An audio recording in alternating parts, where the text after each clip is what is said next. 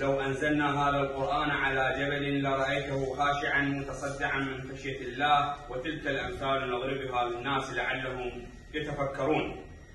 السيد رئيس وأعضاء مجلس النواب العراقي الموقر، إننا كمسلمين من أبناء مدينة كربلاء الحسين عليه السلام تلقينا بمشاعر الازدراء والصدمة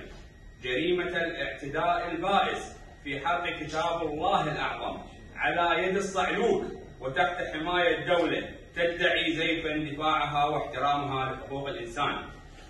في بلد كالسويد فيه جالية إسلامية كبرى. إن هذا الحادث الشنيع والاعتداء البغيض لم ولن يكون عابرا، وإنما هو استهداف منهج للإسلام وقيمه السمحاء والقرآن الكريم، وإن هذه الفعلة المستنكرة لا بد أن يكون لها جزاء رادع من قبل الحكومة السويدية التي وفرت لهذا المجرم